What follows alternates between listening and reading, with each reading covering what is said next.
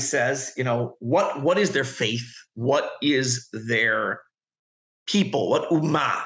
What the Hebrew word meaning people? It's also famously in Arabic where the ummah. Right, so it's a bit tricky to translate, right? Because ummah in Arabic doesn't mean a nationality.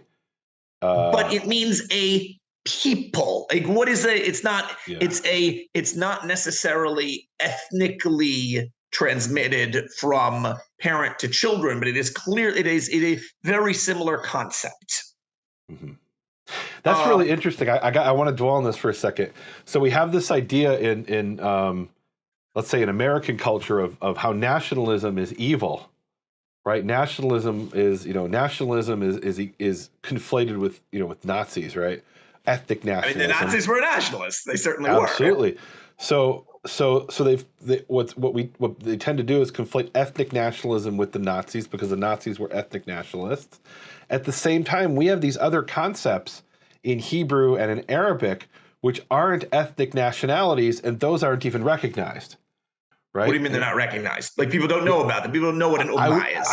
No, in other words, they don't know what an ummah is. So the question many Jews will get is, so is Judaism a religion, or is it a people, or is it a nationality? And the answer is yes. Right, and the answer is it's an ethno-nationality.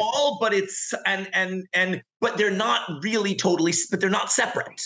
They're indistinguishable, but neither of them is really true either, because you could be an atheist Jew, and you could be a devout Jew who doesn't have a drop of Jewish blood from your parents, right? So ummah includes, it's a term that's really difficult to explain. Correct. Right? The problem is, of course, that the king of Sweden surely didn't use the word ummah. We don't know what language he wrote the letter in. That's a good point. That's a very good point. He probably wrote the letter in Swedish, Latin, or German or something like that, and had somebody translate it for him to Hebrew and sent it to the East for it to get into the Karaite community in his domains, who forwarded it to the Karaite community. And here's another interesting question. So we're told in the 19th century we have the rise of ethnic nationalism. There's this idea they have in India of civic nationalism, which I think is a really beautiful idea. Civic nationalism is you're proud of your country, and it's not necessarily along ethnic lines.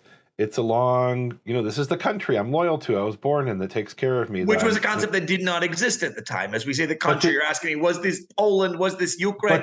There were empires, but there were no countries. Yeah.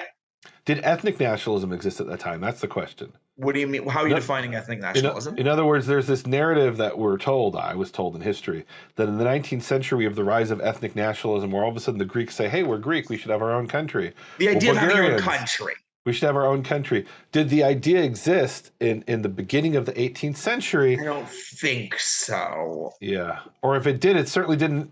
I probably didn't exist in the way it exists today.